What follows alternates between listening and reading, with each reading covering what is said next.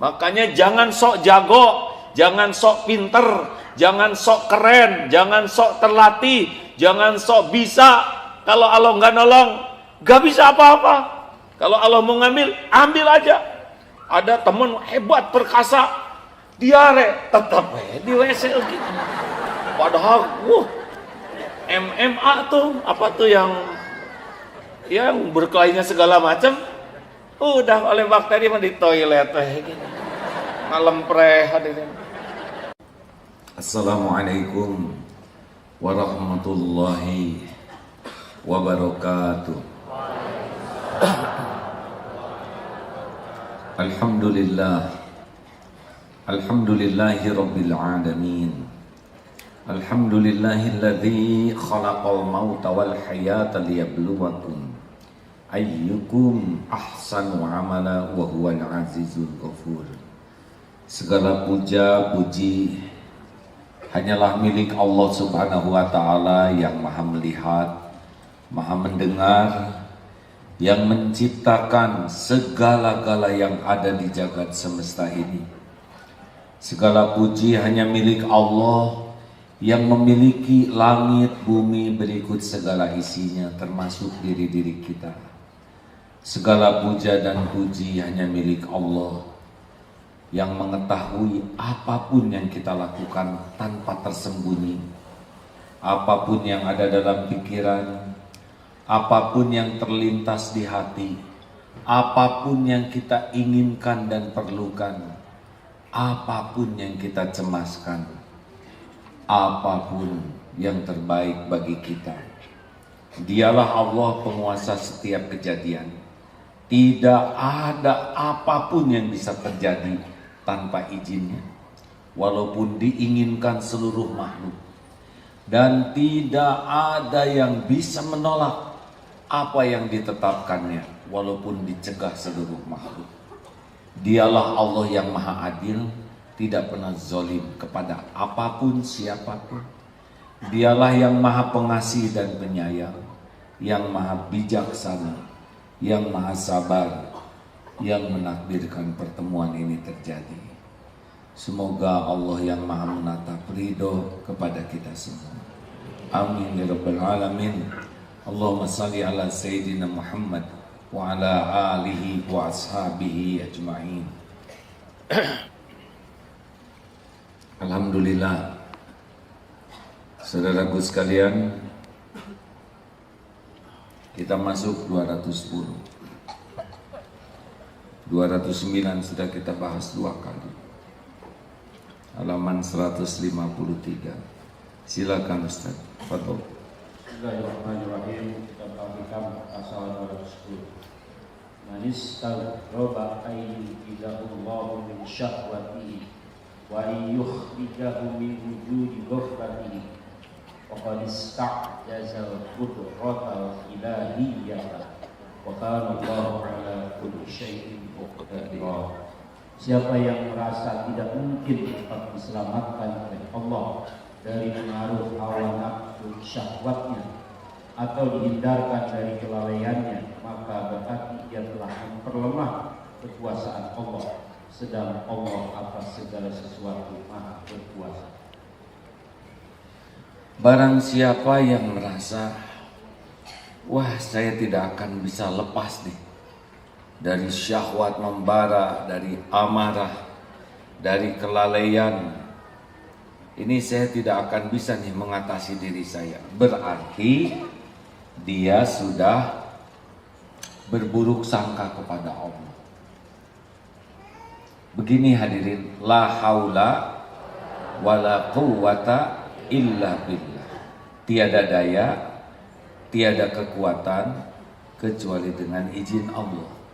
Tidak ada ketaatan tanpa izin Allah, dan tidak bisa kita menjauhi maksiat tanpa pertolongan Allah. Jadi kalau kita sholat itu pasti dengan pertolongan Allah. Lolosnya kita dari perbuatan dosa juga itu pasti karunia Allah. Jelas sendiri. Jadi memang semua kebaikan itu mutlak milik Allah Subhanahu wa taala. Maka kita harus minta kepada Allah, untuk taat pun kita harus minta. Allahumma inni as'alukal huda wat tuqa wal afafa wal ghina. Apapun yang kita perlukan, yang kita inginkan, pasti seluruhnya ada dalam kekuasaan Allah. Innallaha ala kulli syai'in qadir.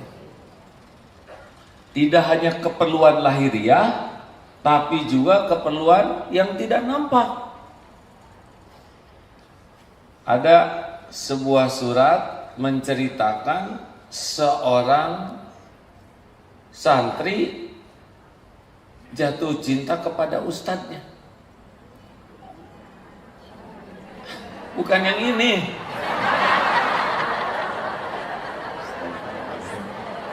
Salah nih, contohnya langsung mencurigakan.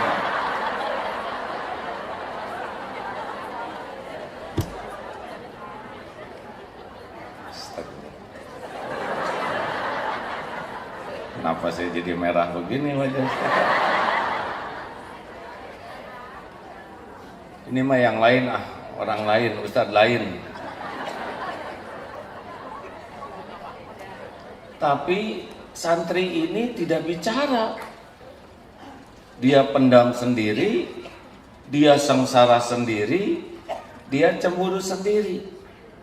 Bicara tidak berani, mau minta nikah juga terlalu ngejomplang situasinya.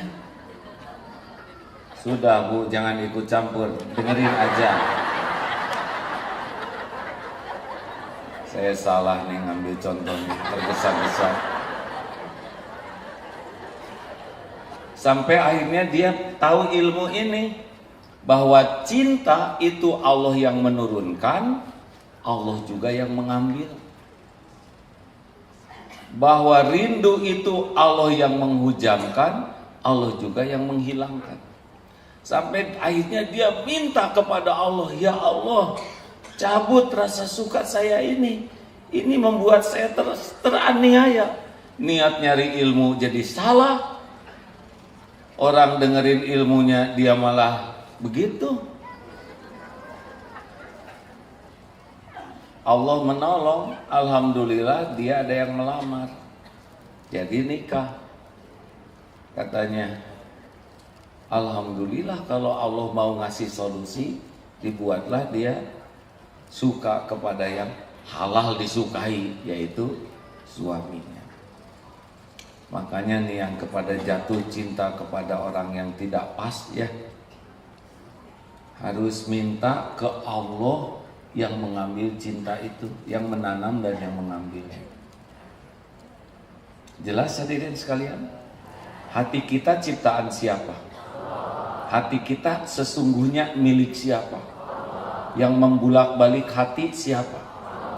Misal ya Bu, maaf ya, di rumah tangga suami terasa oleh ibu cintanya tidak seperti dulu. Kenapa langsung pada lihat kiri kanan seperti yang menjiwai? Dengar. Ini ilmu penting menurut saya. Biasanya nuntut, cintai saya dong. Makin menuntut, makin luka di sini. Padahal yang membulak-balik hati adalah Allah. Kenapa dong suami jadi kayak gini? Tidak seperti dulu yang benar-benar saya tuh jadi primadona, jadi ratu, sekarang agak dingin. Boleh jadi nih, dengar hadirinnya, ini mungkin agak kurang disukai bagi penggemar cinta. Tapi bagi pencari keridoan Allah ini sangat disukai. Boleh jadi Allah cemburu. Selama ini hati ibu terlalu tertuju kepada suami, sedang kepada Allah yang menciptakan ibu, yang menyayangi ibu benar-benar sayang asli, yang mencukupi setiap saat, yang menutupi aib, yang ngasih pahala, yang ngasih hidayah, kelewat di hati ibu. Malah kepahluk, Makhluk yang lemah, tiada daya, tidak punya apa-apa, yang sayangnya juga ala kadarnya, malah jadi sandaran. Boleh jadi dikurangi rasa itu dari suami, supaya ibu tidak ngarep-ngarep dari suami, ngarep-ngarep ke Allah. Kalau menurut ilmu yang saya dapatkan, suami kurang cinta tuh rezeki bu buat ibu. Supaya ibu ngarep-ngarepnya tidak dari suami, tapi dari Allah, Tuhan semesta alam yang maha baik, yang punya sorga, yang punya segala karunia. Mikir semua ini mau ketinggian ya. Jadi, tapi kalau orang yang mau bahagia harus paham betul ilmu ini. Dan saya juga diajarin guru saya begitu. Saya nanya, kenapa saya dihina rame-rame? Karena AA bangga dipuji. Allah tahu AA menikmati pujian sampai lupa kepada keadaan yang sebenarnya. Ketika dihina, dicaci, dimaki, akhirnya jadi lebih sadar bahwa penghinaan orang itu lebih sederhana daripada kehinaan kita yang ditutupi oleh Allah. Lama-lama tidak berharap ke makhluk, enteng. Bapak juga gitu, Pak ya. Kalau istri misalkan garing ke suami, rada dingin, tidak apa-apa lah. Yang penting mah hangatnya dari Allah. Nanti gimana? Itu prosedurnya begini ya. Ini belum selesai ceramahnya. Jadi kadang kita sering menganggap karunia itu apa yang kita sukai terjadi. Padahal yang kita sukai bisa jadi hijab penghalang kita dengan Allah Subhanahu wa taala. Sebetulnya yang paling penting bagi kita bukan apa yang kita sukai. Yang paling penting bagi kita adalah apa yang paling Allah sukai untuk kita. Celakanya kita tuh suka ngotot dengan keinginan kita. Ini pernah nih di Mekah ya, di sini dua pasang, di sini doa, di sini doa. Dua-duanya minta ditemani doa.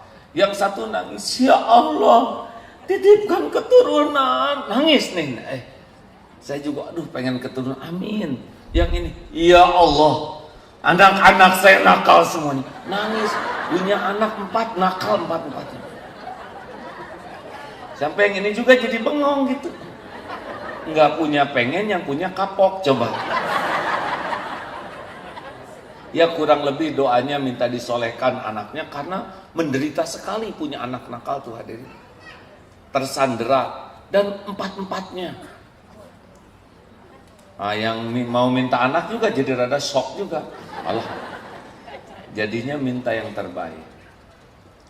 Ini lebih tinggi daripada orang yang ingin apa yang saya sukai pindah kepada ingin apa yang paling Allah sukai. Nah, kita tuh maaf ya Bu ya, sukanya kita tuh, kesukaan kita tuh akrabnya tuh dengan nafsu. Repotnya nafsu itu justru berlawanan dengan yang Allah sukai. Contoh, nafsu enaknya kita tidur atau tahajud. Tuh kan gitu. Ibu banyakan baca Quran atau baca WA? Jujur bagus ya. Sampai kan suami di sebelah tuh kagum ke istrinya, Pak. Apa ya Ustadz, amalan istri saya walaupun ditutup selimut wajahnya bercahaya.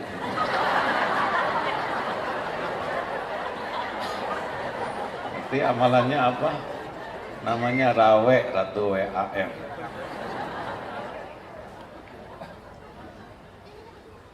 Ya begitulah kita ini senangnya nafsu. Nah makanya kalau kita bisa, bukan tidak punya nafsu, bisa mengendalikan nafsu kita, itu hidup ini lebih nyaman, jauh lebih enak. Nah, salah satunya nafsu adalah ya seperti yang tadi itu, selalu menginginkan yang kita suka itu terjadi, padahal yang kita sukai belum tentu yang terbaik. Surat Al-Baqarah ayat 216. A'udzubillahi minasyaitonirrajim. Wa asa an takrahu syai'aw wa huwa khairul lakum wa asa an tuhibbu syai'aw wa huwa syarrul lakum. Boleh jadi engkau tidak suka padahal baik menurut Allah bagimu. Boleh jadi engkau suka padahal buruk menurut Allah bagimu. Wallahu ya'lamu wa antum la ta'lamun. Allah Maha tahu segalanya, engkau tidak tahu. Makanya jangan sok tahu. Digigit anjing baik buruk?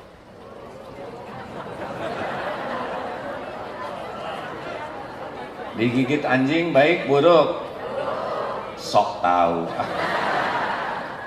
Kan udah sering diceritakan di sini, ada yang doa minta jodoh, keluar dari rumah, langsung ada yang melirik, tanpa sungkan langsung mendekat dan menggigit betis. Ya Allah, kenapa saya minta jodoh yang datang anjing betina? Dibawa ke rumah sakit, akhirnya waktu demi waktu tahu rahasia takdir, ternyata jodohnya siapa? Suster? Bukan, dokter. Namanya juga ngarang sesuka saya.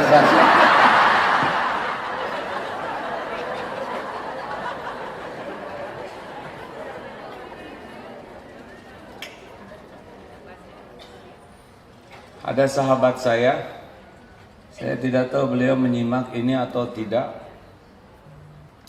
sedang mau main basket, Pak. Pas loncat, pas turun lagi, urat ininya putus. Urat saja, seketika. Beliau berbaring di rumah sakit karena katanya kalau urat nggak bisa disambung ya, atau bagaimanalah, karena darah banyak, susah bergerak, 1 bulan berbaring.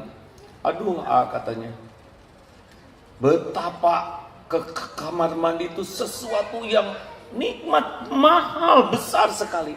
Kalau sudah sakit gitu kan susah ke toilet itu. 1 bulan pakai kursi roda, sekarang mau sholat juga pakai kursi. Apa kata beliau? Masya Allah. Jadi sakit ini musibah atau nikmat? Sesudah beliau begitu sakit, hijrah tuh Pak. Cara usahanya hijrah yang ingin benar-benar lebih syar'i. Kehidupannya hijrah. Karena selama sakit itu lebih banyak tafakur, lebih banyak belajar yang tidak dimiliki waktu itu ketika sedang sehat. Jawab. Jadi sakit beliau itu nikmat atau musibah? Nah, tergantung larinya kemana. Ternyata larinya jadi ke Allah. Masya Allah. Hilang di PHK nikmat atau musibah?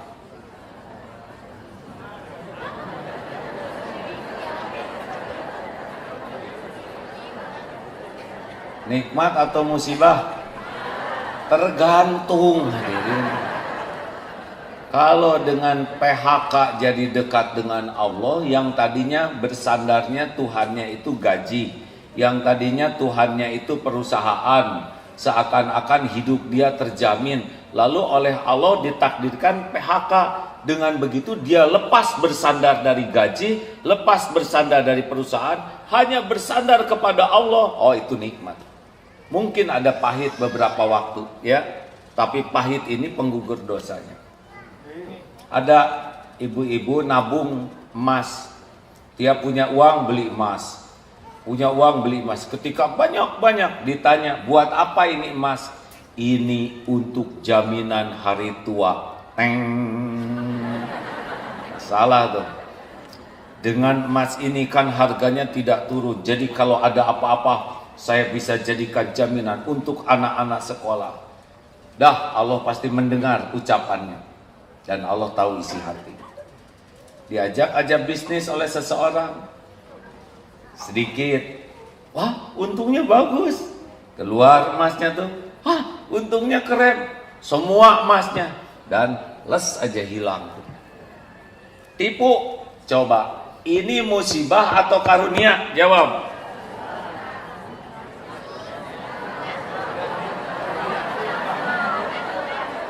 Karunia karena asalnya sandarannya adalah emas, diambil habis bersandarnya ke Allah, dan ternyata terbukti tanpa emas itu pun hidupnya terjamin. Jelas ya? Ini bukan hanya emas logam mulia, tapi juga emas sopo? Emasmu itu loh yang 80 kilo itu.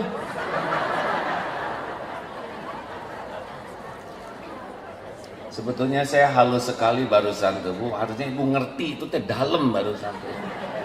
Emas logam mulia dan emasmu yang mulia itu.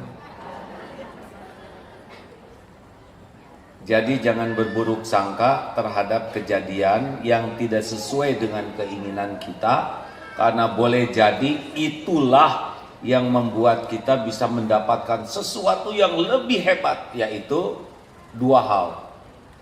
Nikmat terbesar yang Allah berikan itu buah dari keyakinan ke Allah adalah patuh dan pasrah. Jadi kalau orang sudah diberi nikmat oleh Allah, yakin ke Allah dan patuh ke Allah tuh, lalu hatinya tuh pasrah, benar-benar senang dengan apa yang diberikan oleh Allah, yang terbaik dari Allah. Oh, ini udah puncak karunia. Kalau dunia mah ya gitu aja lah, dikasih kepada siapa aja yang Allah mau kasih. Tapi patuh dan pasrah ini buah dari ma'rifatullah.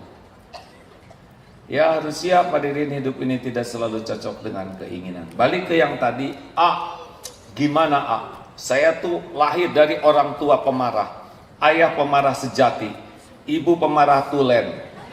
Jadi secara genetik saya ini adalah kombinasi dua pemarah. Harus minta ke Allah. Jadi kalau saudara merasa sulit menghandle diri, harus sungguh-sungguh minta ke Allah itu. Seperti yang jatuh cinta, minta dicabut cintanya. Yang cemburu buta, aduh saya dicemburu terlalu berlebihan, minta dicabut cemburunya ke Allah. Termasuk yang belum punya jodoh tapi banyak keinginan. Itu kan pening betul ya. Gak ada pasangannya, pengen, gak ada pasangannya, kunang-kunang.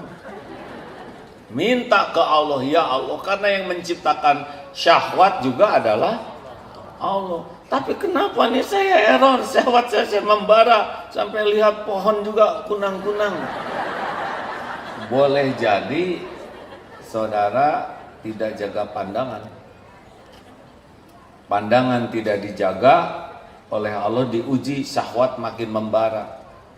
Harus tobat, minta tolong ke Allah, ya Allah, ya Allah, ya Allah. Ujian itu. Tapi kalau Allah nyabut, gampang perasaan itu. Tidak ada yang cemburu, sedih, rindu, cinta. Semua yang tidak kelihatan ini, itu ciptaan Allah semuanya. Jadi kalau mau semuanya terkendali, ya harus minta kepada penciptanya. Dan dia tahu kita lagi pening dengan diri kita sendiri. Jelas hadirin sekalian?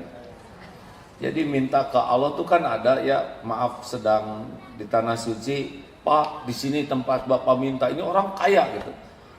Kami ini udah dititipi rezeki banyak, kami sepertinya malu kalau minta-minta terus ke Allah. Jangan minta duit Pak, minta syukur, minta waro, jangan sampai kesentuh dengan yang haram. Minta jadi dermawan, minta jadi zuhud, yang tidak ditipu oleh harta yang Allah titipkan. Minta tidak diperbudak keinginan. Minta jadi orang yang ridho dengan kalau diambil hartanya. Banyak yang harus kita minta. Bukan hanya fisik, tapi justru yang halus-halus ini. Gitu. Habis semuanya juga ciptaan Allah, milik Allah. Boleh saya cerita sesuatu hadirin? Ini ujian lagi di tol kan, lagi musim musibah beritanya ya. Jadi kalau nggak dengar tol teh, tongel begitu. Jadi saya pulang jadi jarang naik tol sekarang, padahal celaka mah nggak kemana-mana enak. Sabtu tugas dakwah di Lubuk Linggau. Alhamdulillah kita ada yang wakaf tanah di sana sehingga dibangun masjid dan pesantren. Jadi ceramah. Pada Isya tiba-tiba telepon anak, "Abah, saya ketabrak truk." "Gimana?" "Gak apa-apa, badan luka." "Tidak, Abah." "Coba video call." Saya lihat wajahnya. "Di mana ini?" "Di dekat tol, di keluar dari Halim." "Waduh, tol lagi ini." "Gimana ceritanya?" "Ini ada truk tronton ngantuk, nabrak dari belakang. Jadi mobilnya ke bawah. Udah ke bawah, di depan ada mobil lagi.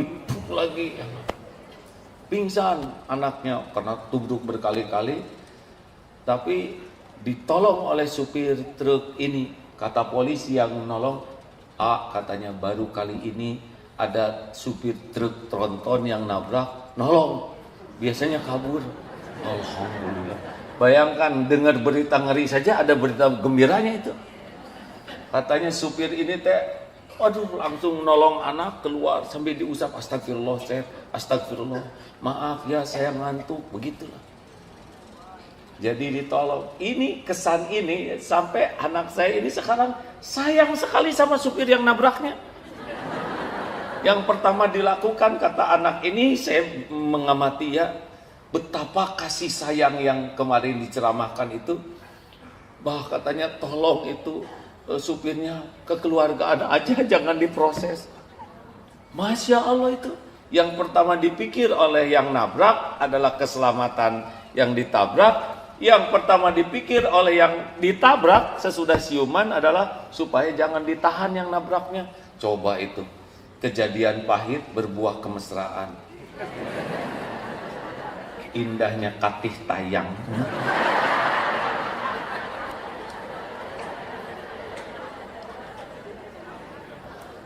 Teruskan cerita ini. Karena ini benar-benar saya banyak dapat pelajaran dari kejadian ini. Bayangkan, sudah hampir tabligh akbar, kurang lebih katanya sampai 6.000 tuh yang hadir tuh. Ini telepon-telepon di tol.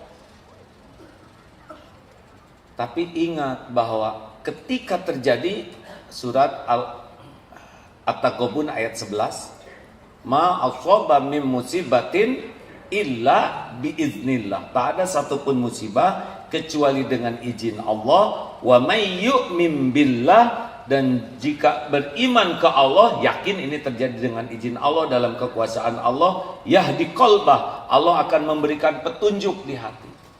Wallahu bikulli syai'in alim, dan Allah Maha tahu atas segala-galanya. Jadi pasti ini udah takdir ini. Tidak boleh. Kenapa? Pakai ketol? Enggak boleh, udah di tol. Ya. Kan ada yang suka, kenapa?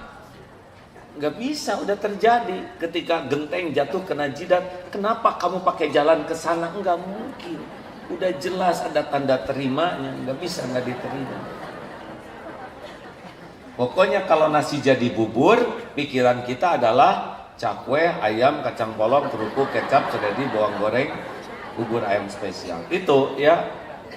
Mana Mas, tolong yang nabraknya ada.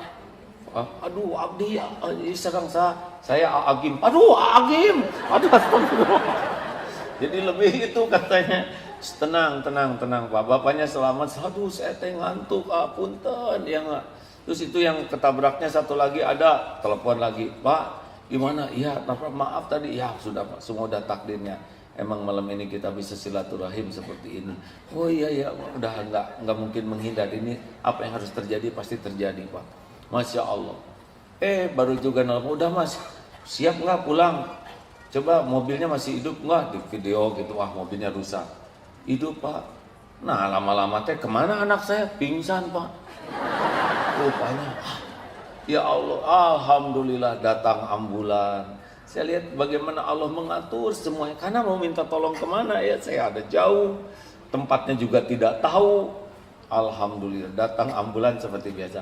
"Kang, ini anak saya Agim." Waduh. rada ini apa? Rada narsis sedikit.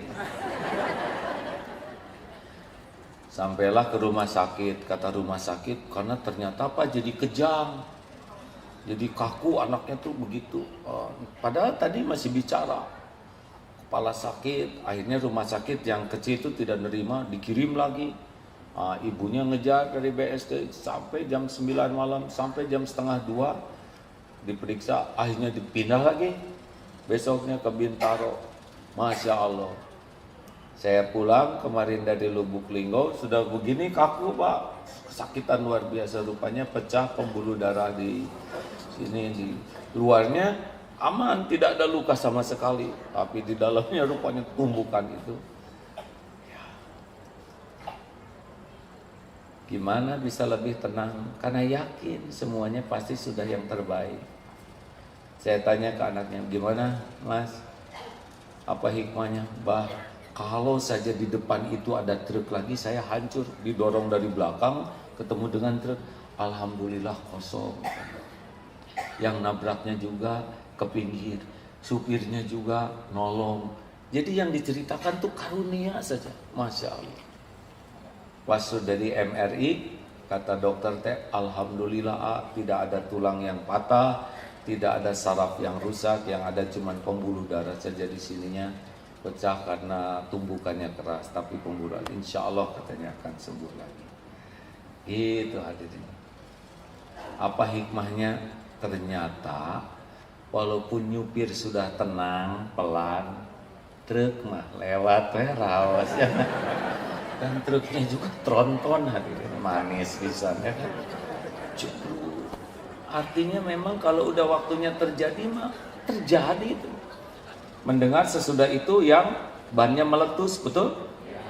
Ban belakang meletus, pada keluar itu kan, meninggal.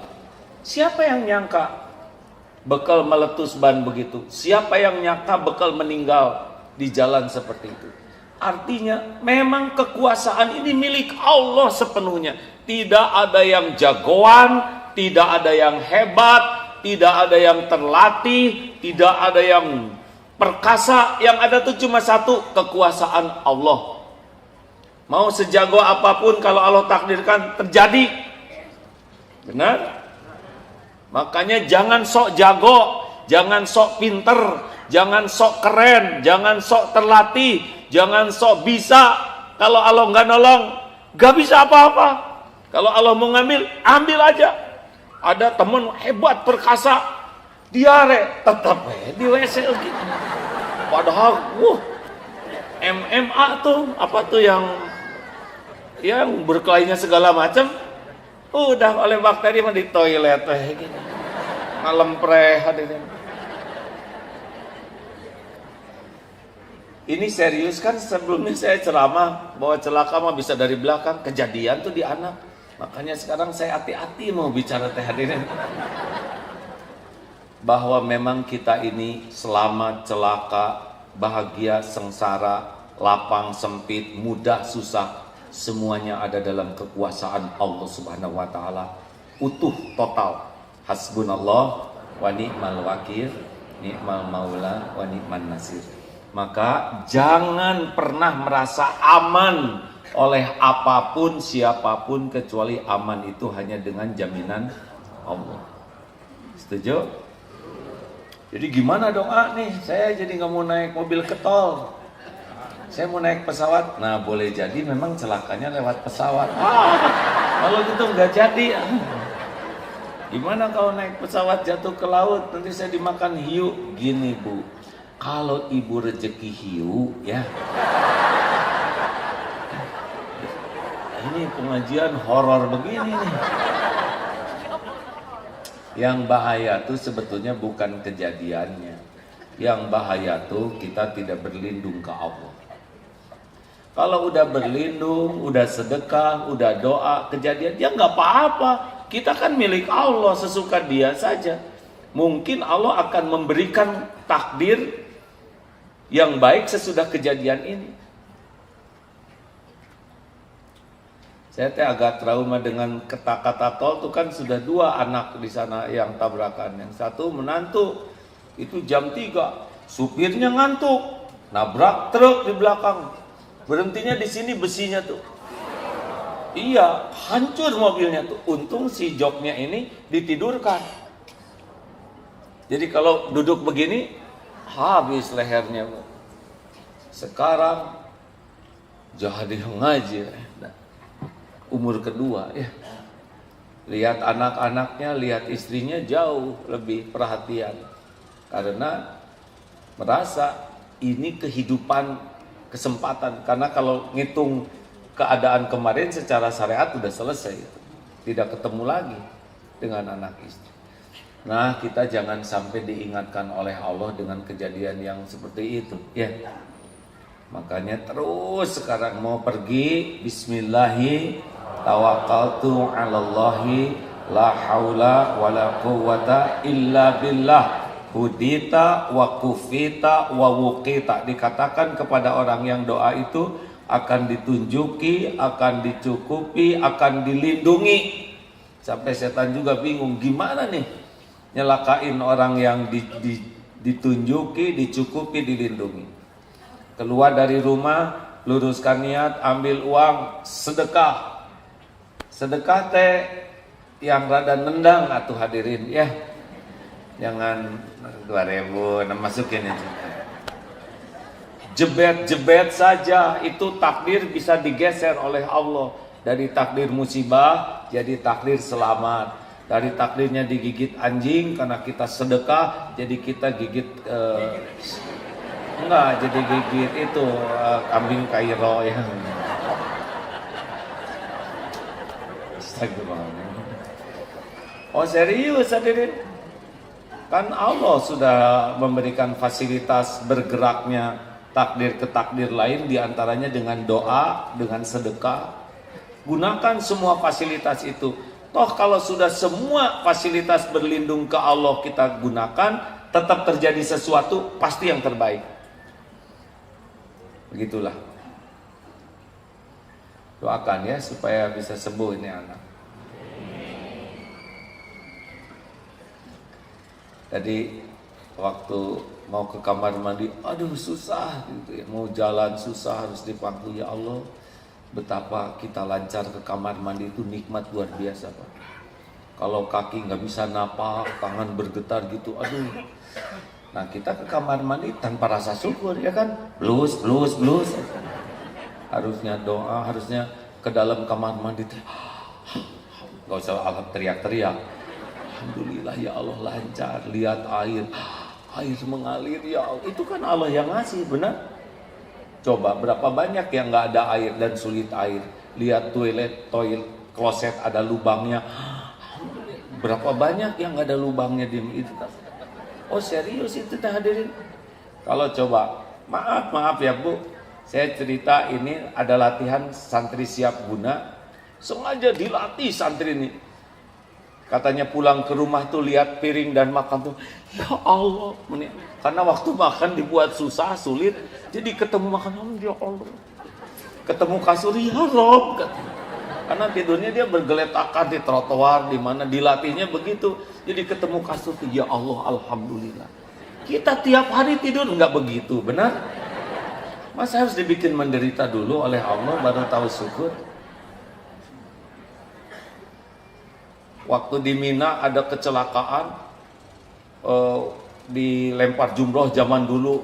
Wah kan jamaah, istri saya mana? Istri saya tadi di sini. Suami saya tolong. Waduh saya pusing. Waktu itu jamaah tuh 1100 Pak. Tenang, itu bawa siapkan pos. Suami saya, waduh kita cinta sejati nih. Karena ini kelihatan itu ya. Tolong suami. Akhirnya dikumpulkan di pos Pak. Ada khusus pos di sana, beberapa pos. Pas ketemu kamu kemana aja Bu? Iya.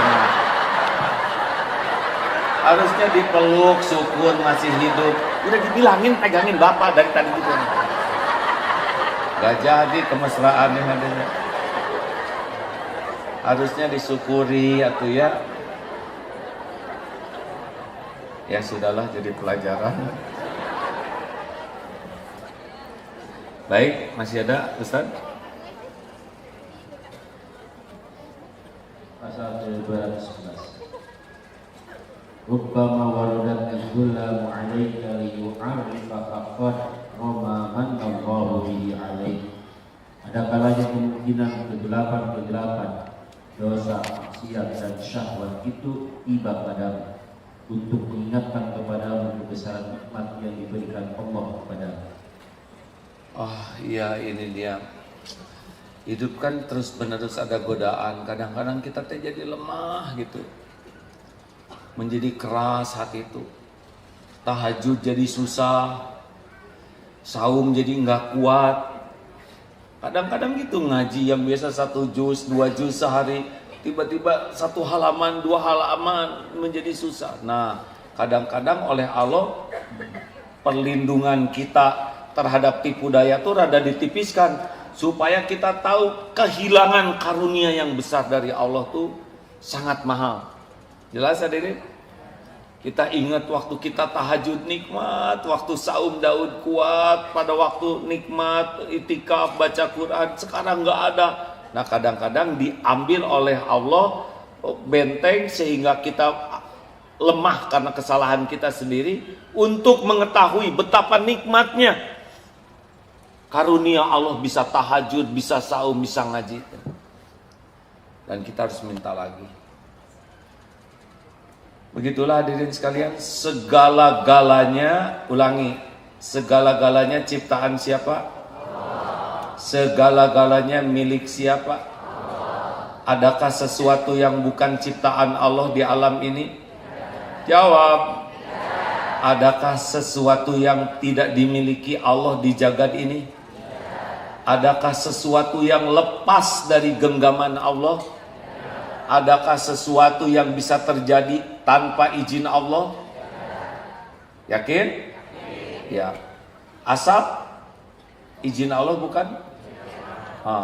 Kenapa Allah sekarang menakdirkan asap begini? Ya, karena memang manusianya merusak, dan boleh jadi ini teguran. Kita lawan asap aja tidak berdaya, betul?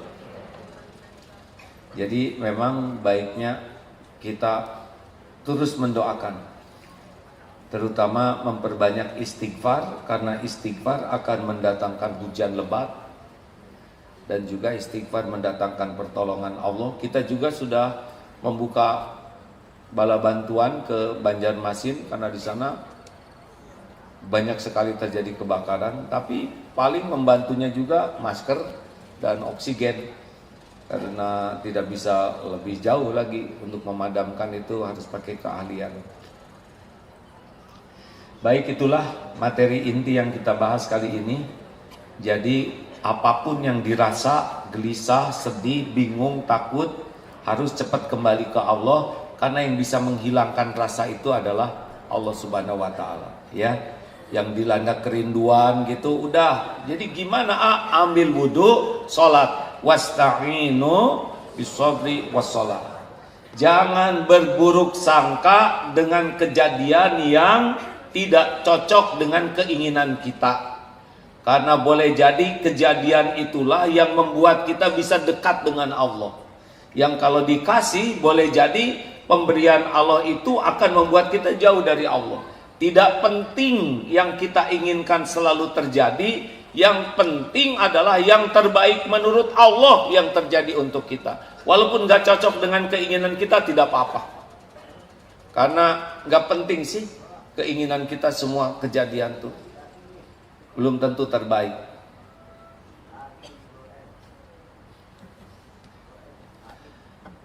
Bagaimana 4 ciri orang yang tidak akan tersentuh api neraka? Siapa saja? 1.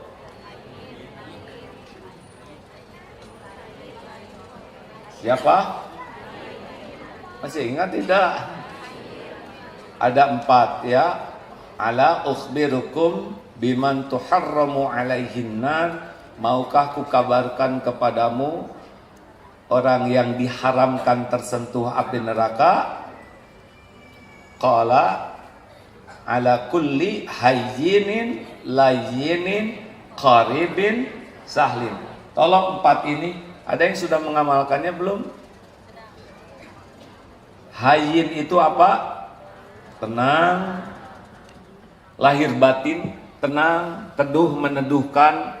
Orang yang hayyin itu orang yang sangat bisa mengontrol dirinya, mengendalikan pikirannya, lisannya, sikapnya, hatinya, sehingga setiap tindak tanduknya ini benar-benar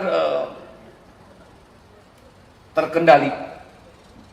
Kenapa bisa hayyin? Karena dia dipenuhi oleh zikrullah. Ala bidzikrillah tatma'innul qulub. Camkan hatimu hanya akan tentram dengan mengingat Allah. Saya juga zikir, astagfirullah, astagfirullah, gini-gini amat, ya Allah, tulungan. Itu juga lumayan. Tidak sampai seperti yang di pesawat itu, pas goncangan, orang lain, ya Allah ini, papa. Padahal si papa lagi berpegang teguh ke pramugari, jadi marah. Makanya mesti ke Allah, maaf pramugari ya.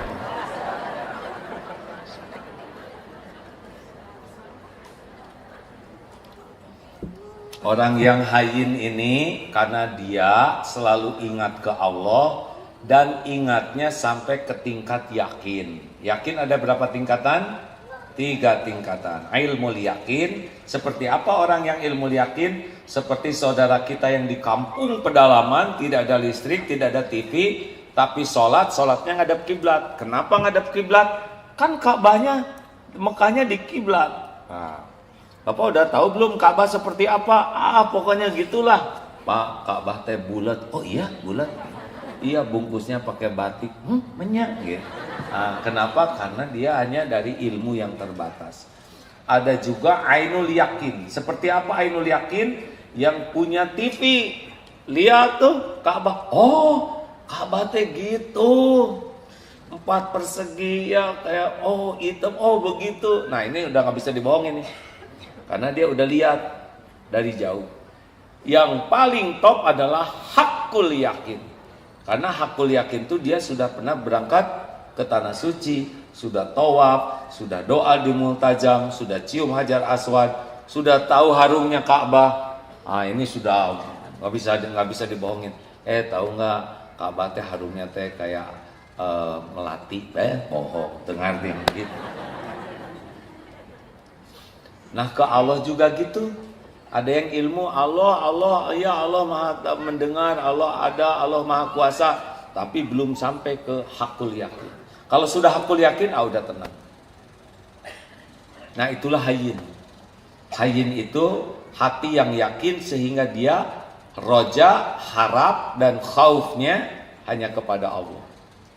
Makin yakin ke Allah, pasti hatinya tuh bulat, ngarep-ngarep ke Allah dan takutnya ke Allah. Tapi kurang yakin ke Allah, dia akan bersandar kepada selain Allah, dan itulah yang membuat hidup ini gelisah.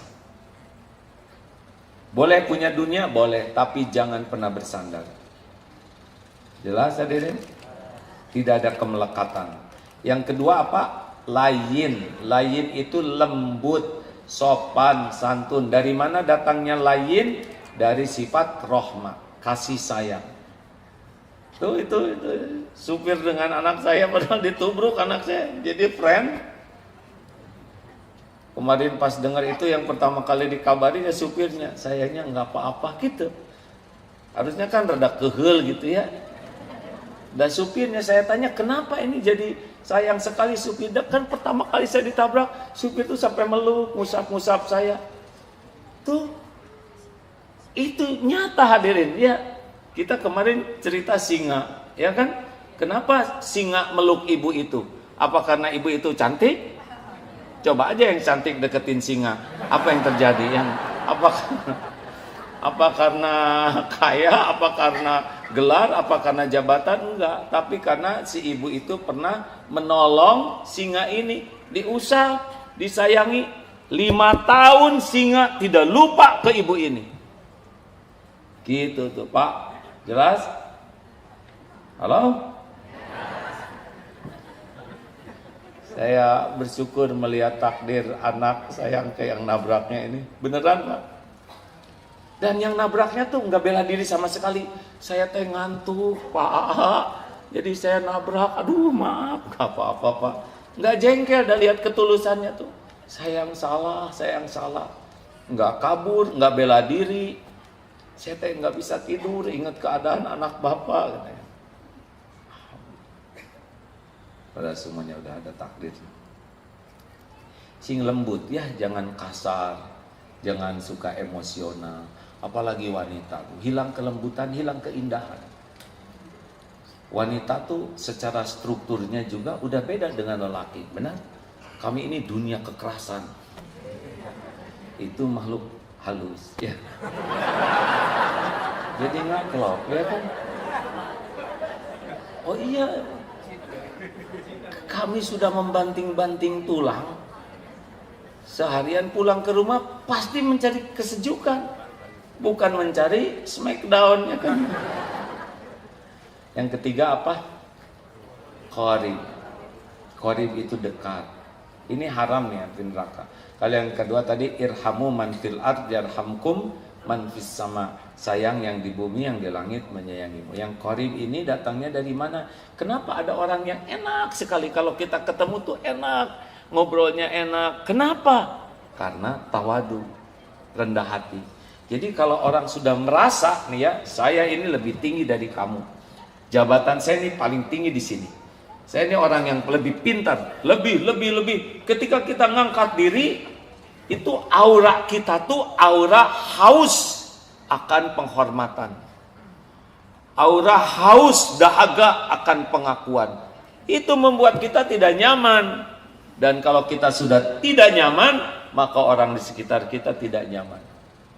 Tapi kalau orang rendah hati, dia tidak memerlukan itu pengakuan, pujian, penghargaan. Dia sukanya menghormati. Makanya dia nyaman. Orang yang nyaman, sekitarnya nyaman. Apa sih yang mau disombongin kan? Kita dihargai orang karena satu aja. Apa? Allah nutupin aib, dosa, kejelekan, kekurangan kita. Kalau dibuka, bubar. Punten ya hadirin.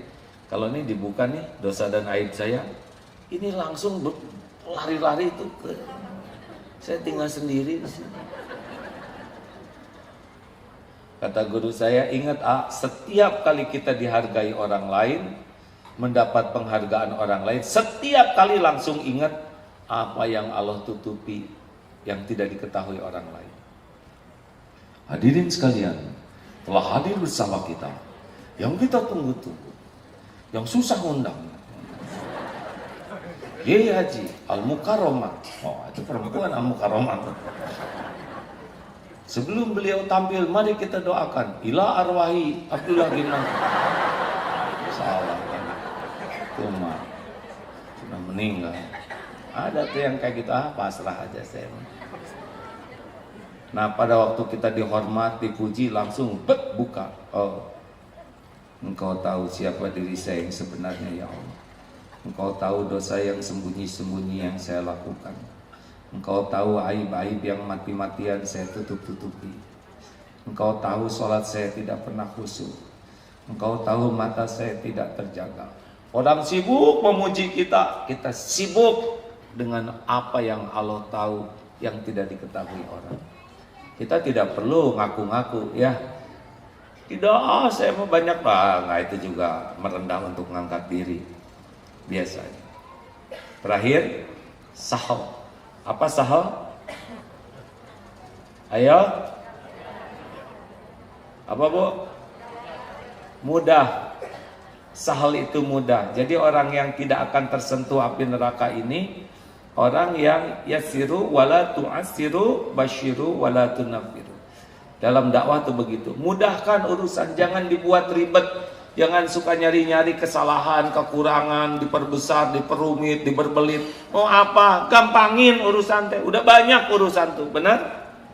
Halo? Jangan suka ribet, Bu. Pak. Udah disederhanakan. Kalau ada orang, Pak, saya tadi salah, saya minta maaf ya. Ya, udah. Mudah-mudahan ke depan tidak diulangi. Insya Allah enggak, Pak. Beres. Suami minta maaf juga ke ibu teh, sederhanakan, Bu. Bu, Bapak minta maaf ya. Ya, maafin. Asal tahu aja, Pak. Antara memaafkan dan melupakan tuh beda kapling. Kalau memaafkan, saya sekarang sudah memaafkan papa. Tapi melupakan itu bukan hal yang mudah. Apalagi perbuatan papa itu seperti pisau cutter yang mencabik-cabik. Udah tercabik-cabik, dikucurin cuka, rasakan sendiri. Sudah ya Allah. Susah kayaknya kita mah ke surganya, rumit. Bu, kalau ibu melakukan kesalahan, maunya dimarah oleh suami, diacuhkan, dibiarkan, atau dinasehati dengan lemah lembut? Jawab. Dengerin lelaki semuanya ya, dengerin. Terus terang Bu, mau gimana Bu? Dimarah nggak mau? Diacuhkan, tidak dipedulikan nggak mau? Dengerin ya. Maunya dinasehatinya di depan orang, di depan anak-anak, atau secara pribadi? Tuh, jangan suka nasehatin di depan orang lain, termasuk di depan anak-anak. Maunya sekali aja atau diungkit-ungkit kesalahan yang dulu? Jawab.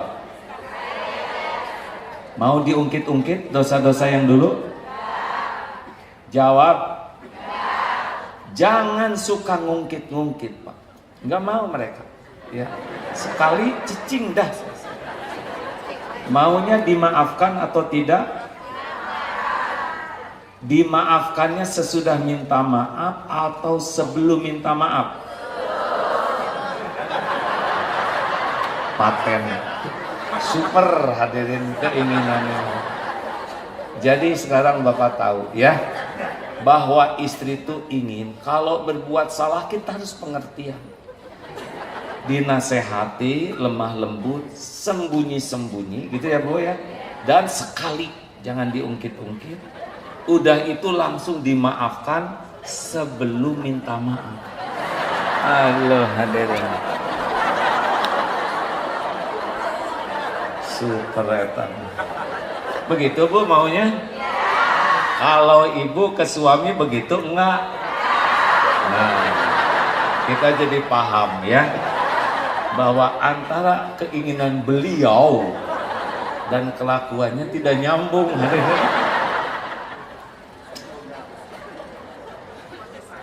Masya Allah. Tapi saya benar-benar mikir tentang hal ini.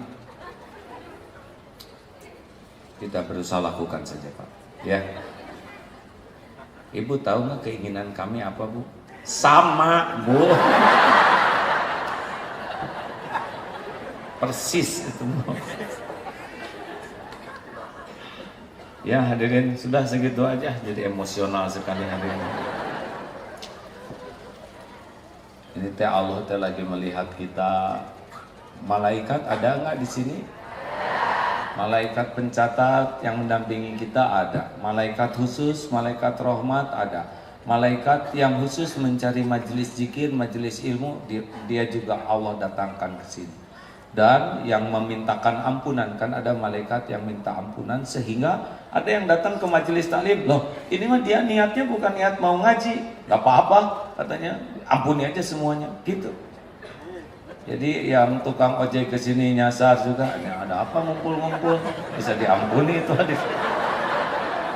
Yang nyari penumpang, baik silakan, ada yang akan kita diskusikan. Pertanyaannya seputar ini ya.